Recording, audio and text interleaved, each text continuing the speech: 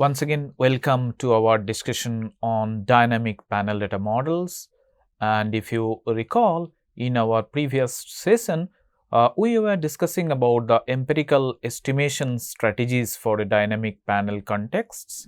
And we were taking an example where the firms are actually hiring the labor from the UK context. This is 140 firms data that we were using, and then we assumed that employment, the firm's a particular ith firm's employment in tth period, basically it depends on its own lagged value. That means tth period employment is a function of t minus 1th periods of employment also, and that is how dynamism was there in the picture.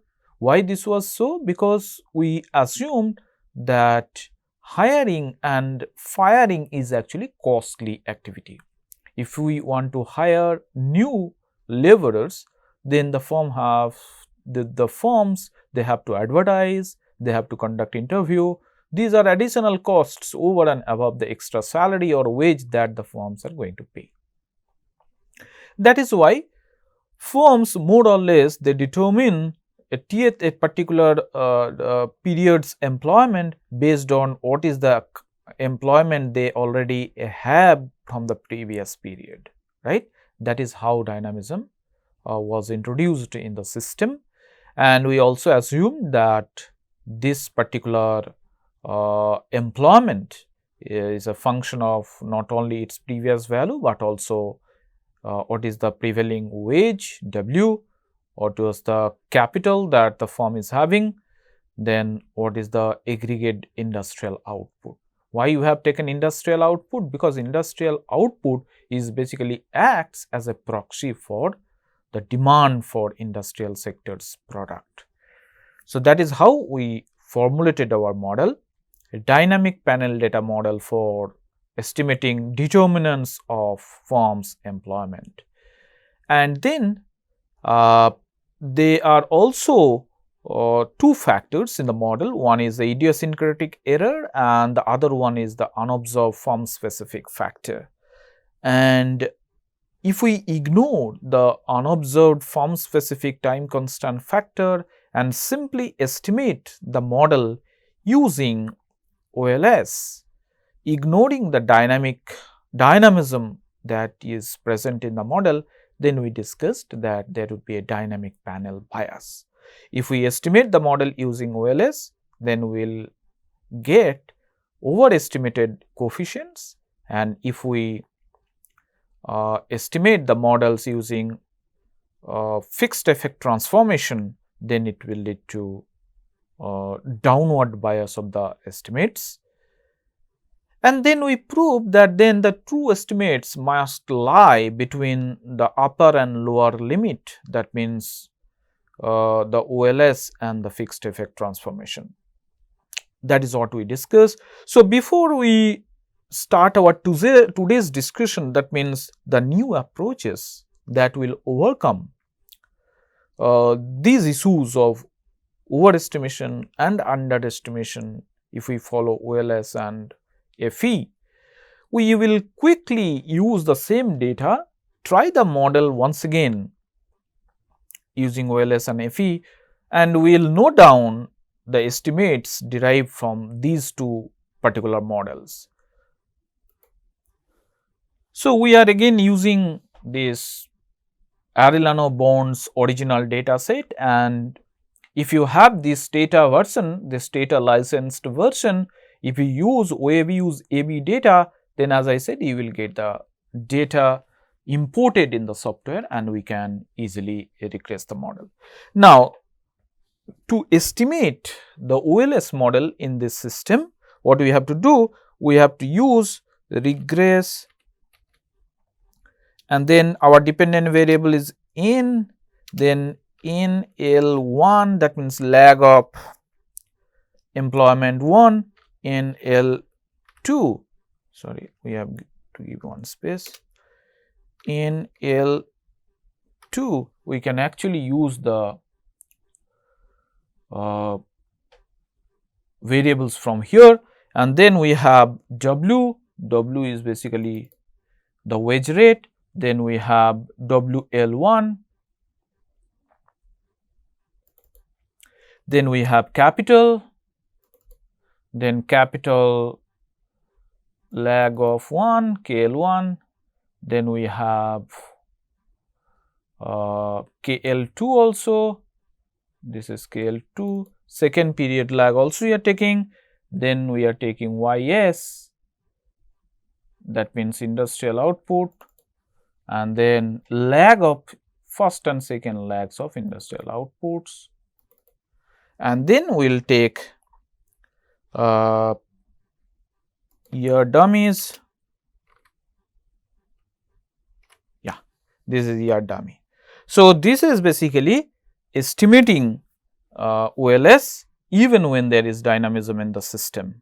Ignoring the dynamism in the system, we are simply regressing the model, and then you see that the coefficient of the lagged employment is 1.04, which is upward biased. Why it is upward biased? Because in this model we have YIT minus 1 is actually positively correlated with the unobserved effect AI.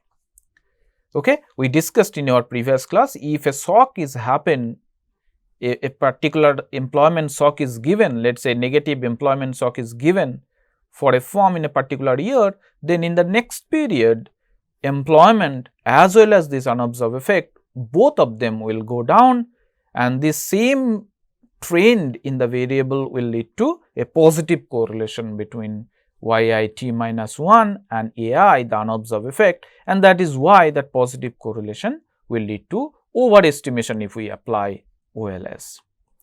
And then when we go for fixed effect transformation, then what happen? YIT minus YI bar, that is the dependent variable, then your independent variable, our variable of concern is delta YIT minus 1 minus YIT minus 1 bar, and that will be correlated with minus VI bar.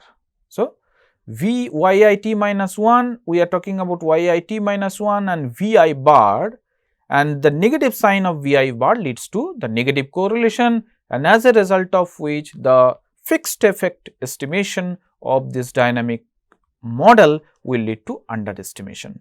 And how do you estimate that? We discussed 3 approaches to estimate the fixed effect model.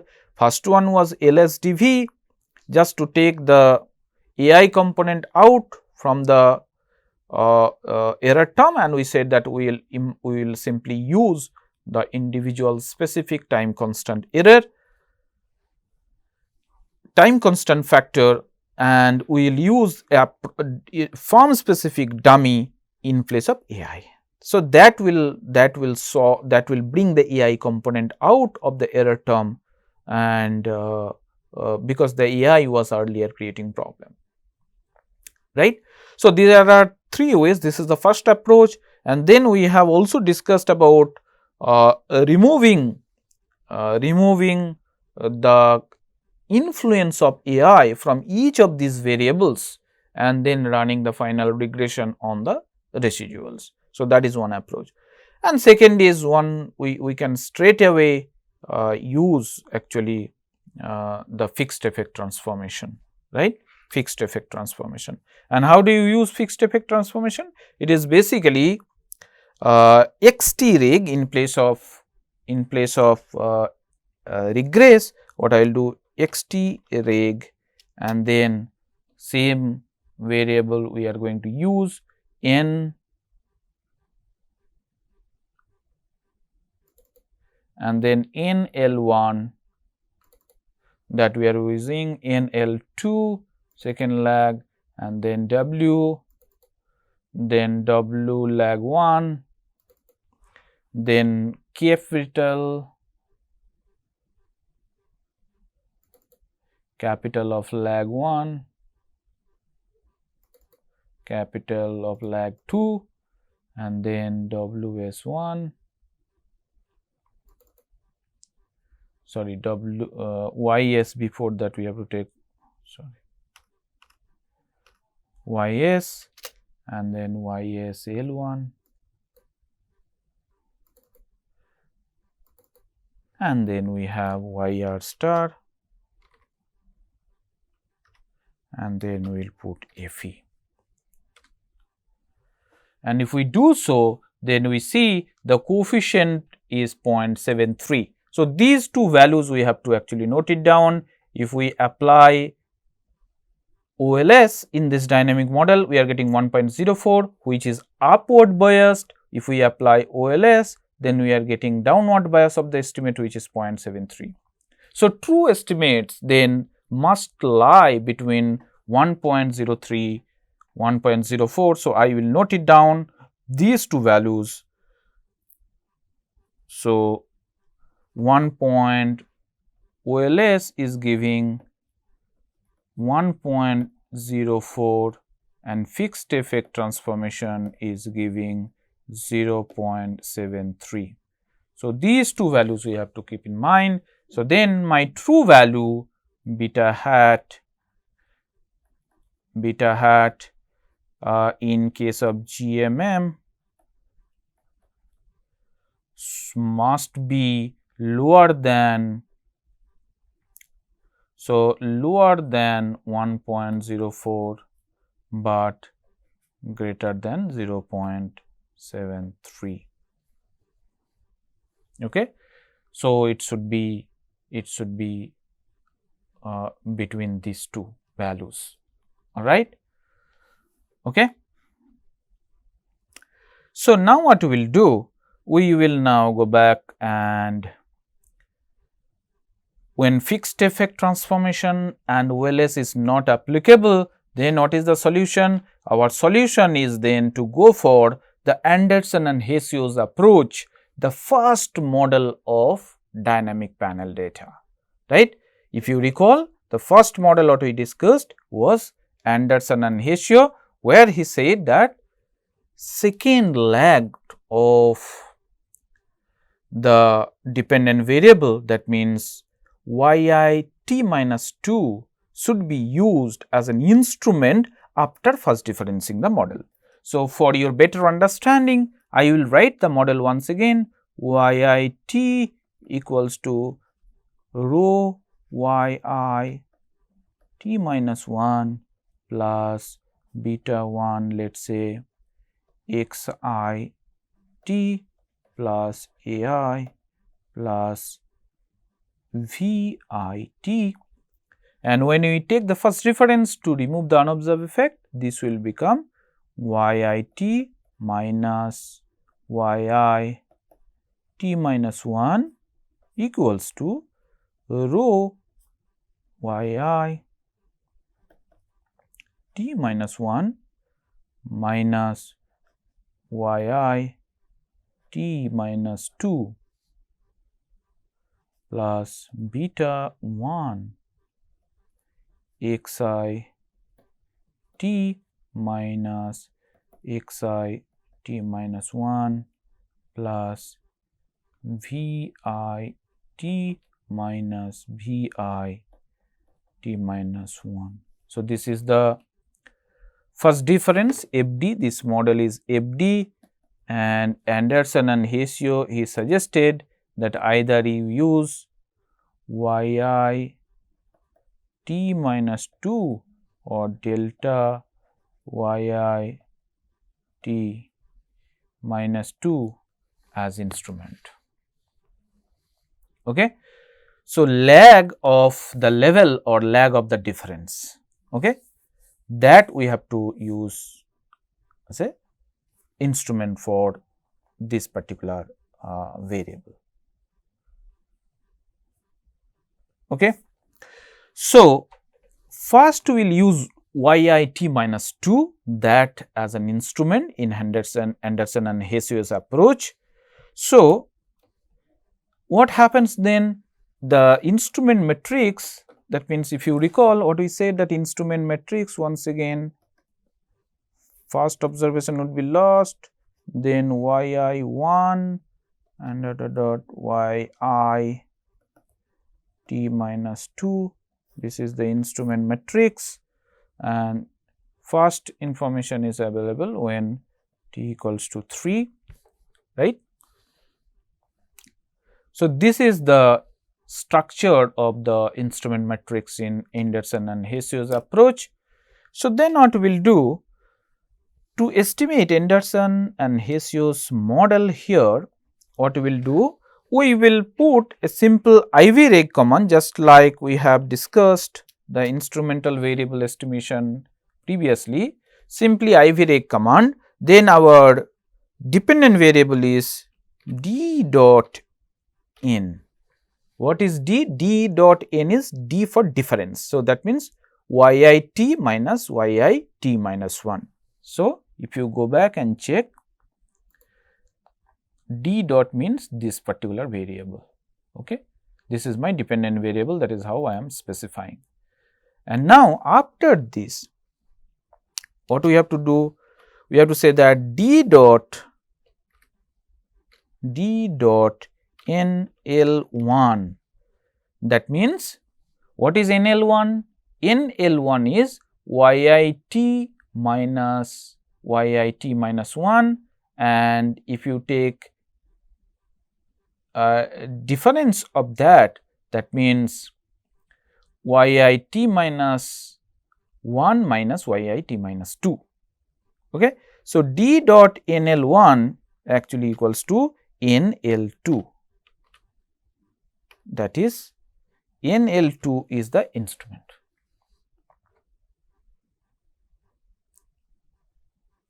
All right. So,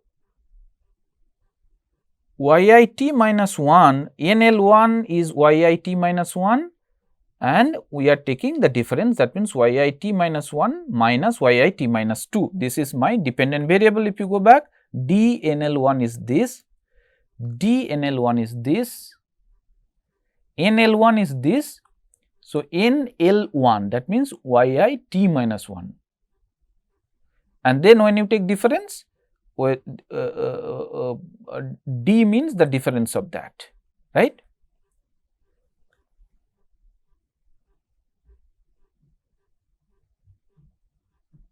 Yit minus 1 minus yit minus 2, that is the difference. And then what we are using? Instrument as this yit minus 2. So, that is NL2, yit minus 2, that is what we are doing. This is NL2. So, we have used this instrument, we are assuming that this is the only endogenous variable and other variables in my model all are exogenous. So, all my other variables are actually exogenous. In this case, I have denoted only one exogenous variable xit, but in our model we have apart from employment and its lag, first lag, we have second lag, then we have wage, we have capital, we have aggregate output YS, lag of first lag of YS, second lag of YS, everything we are considering as exogenous variable. So, only endogeneity that we are assuming. So, we will write over here that in this approach, in this Anderson and Hesiod's approach, endogenous variable what we are considering is yi t minus 1, that is the endogenous variable that we are considering.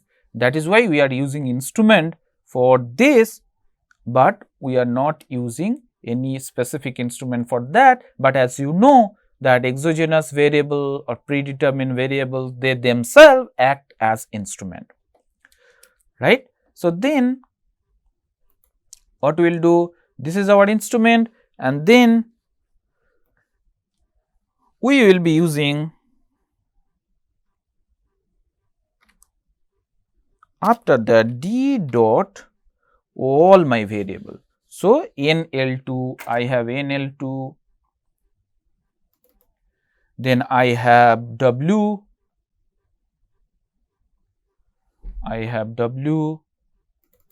then WL1, then I have capital,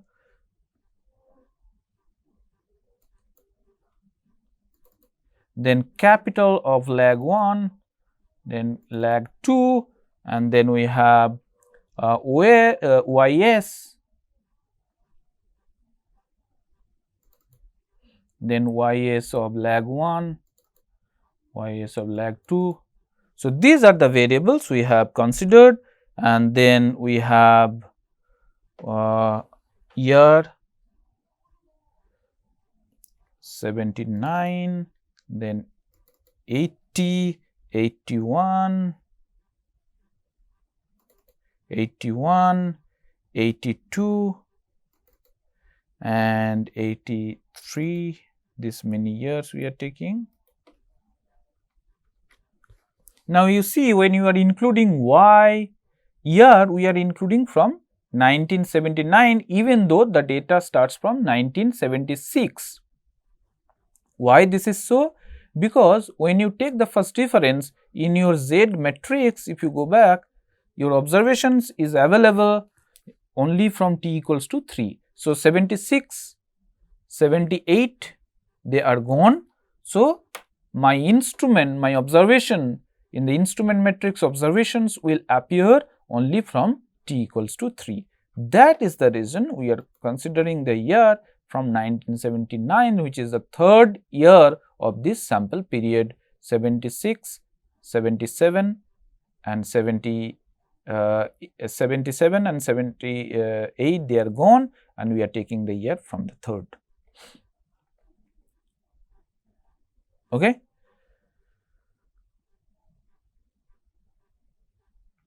So,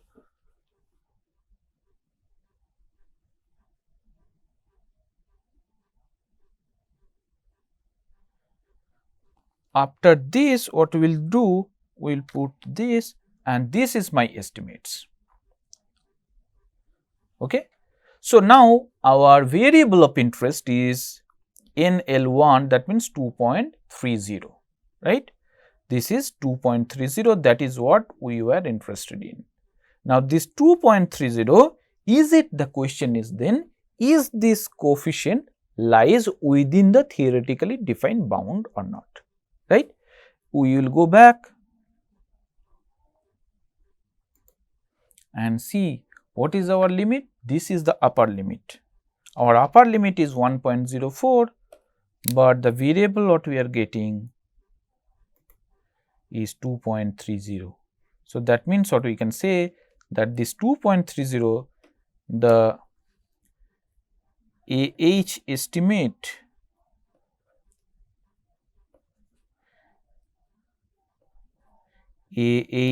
estimates is 2. What is the value? 2.30. So, 2.30, which is greater than 1.04, the Wheeler's estimate. So, which is much higher than the theoretically defined upper bound. So, that means even though in Anderson and Hessio's approach, we have gained some amount of consistency which was not there while applying OLS, the estimates lies beyond the theoretically defined limit. And if that is the case, if the estimates go beyond this, even if you gain little bit of consistency, we cannot take these estimates, because we know they are not reliable, they are not lying within the limit. So, why this is happening? Probably because in Anderson and Hessio's approach, we are using only second lag of level as instrument. So, only second year lag. So, probably we are not using all the potential moment conditions, that means all the information available in the system. Only one orthogonality condition, YIT minus 2 and expectation of YIT minus 2, and that Vi star is 0, that is the only one orthogonality condition. Using only one moment condition is not probably enough, and that is why the Anderson and Hessio's instrumental variable approach, which is considered as the first model of the dynamic panel data model, is actually not reliable. We cannot take these estimates since it is much higher than the theoretically defined upper limit, right. So, if that is the case, then when we do not take this Anderson and Hessio's model, what is the next solution? Next solution, if you recall, was coming from Arellano and Bond and Bond 1991, which is of course the original idea did not come from Arellano and Bond, rather it came from Huljakin et al. What they said, that since in Anderson and Hessio's approach you are losing information, if you want to use more lags in the system, okay, if you want to use more lags, that means your Z matrix become this. This is yi 1, yi t minus 2, and then if you use third year lag also, then this will become 2 observation would be lost, then yi 1, yi 2 yi t minus 3. This is the matrix. So, that means this is t equals to 2, this is t equals to 3, right. This is Anderson and Hessio's approach, and then Huljakin et al. They said that you use only one instrument for each period, like the way Anderson and Hessio initially defined yi t minus 2, but you replace all the missing values with 0. Even in that case also, you will have only 1 year lag yi t minus 2 for each period. Then Arellano and Bond said, okay, for this lagged variable, this endogenous variable, use yi t minus 2 and above. So, second year lag and higher you use for this endogenous variable. For other predetermined and exogenous variables, you use whatever lag is available. Okay. So, lags of the dependent variable, and then you use first differences of the exogenous variable as instrument. So, that means once again, if we go back, then what we will do in this equation, what we will do, yi t minus 2 will be used as instrument for this variable, and these variables xit minus xit minus 1, like the way we have this first difference of wage, capital, aggregate output, everything we have this difference, and as a result of which all those variables which has all those variables which are actually coming from the first difference, they will be used as additional instruments. Okay, that is the idea Arellano and Bond said. So, using that, so that means Arellano and Bond's idea is using the lag of second year and above for this y variable and first differences of other variables, all of them will constitute the Z matrix. All right. So, Arellano and Bond basically 1991, which uses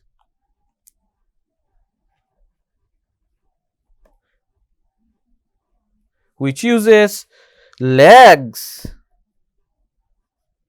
of the dependent variable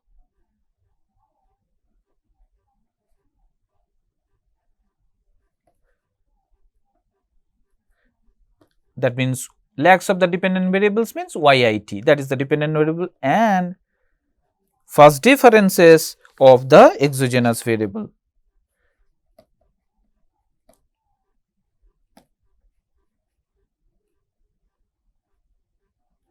Of the exogenous variable.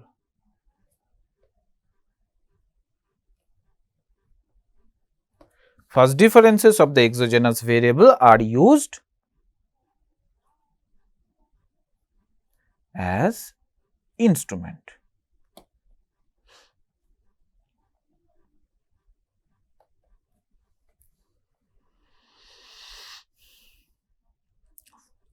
For the first difference equation.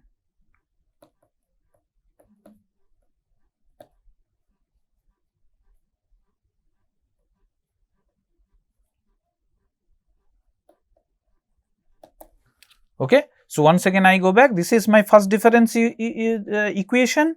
So, lag of the dependent variable, I am using lag of the dependent variable yit minus 2 and first differences of all these variables xit minus 1, then I will have employment minus employment t minus 1,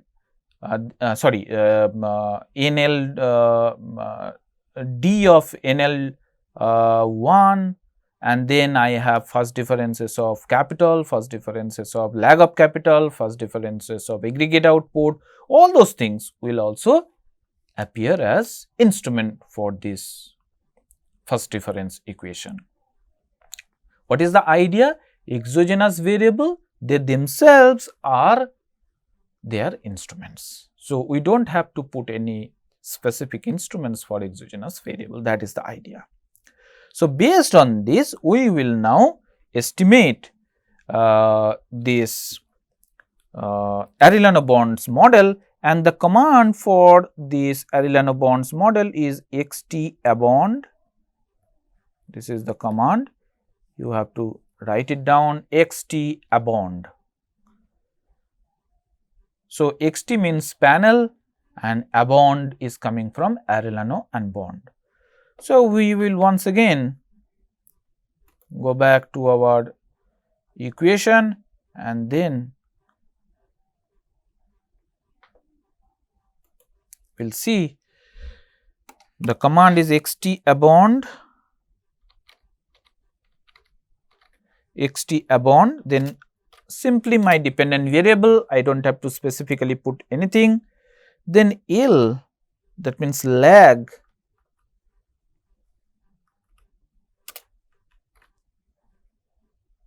how many lags? 2 lags. How we are putting 2 lags? 0 by 2.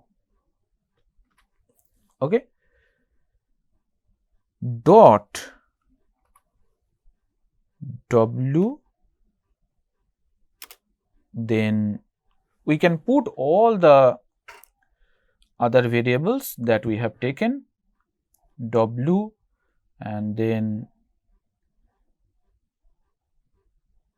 W L1, then capital,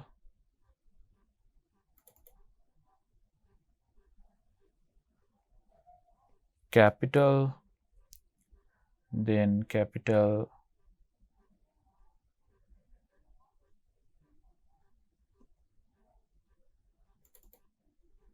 then we have ys, then ys1.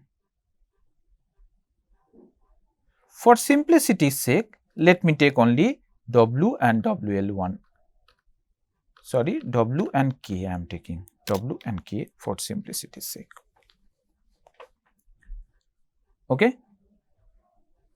And then we can take the year YI 1980 to year 1984, and then we have also taken year variable specifically, then we will put VCE robust.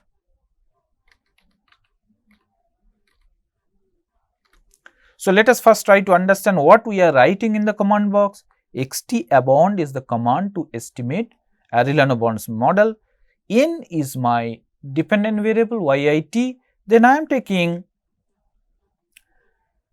since I have put XTAbond command, I do not have to specifically put NL1 again.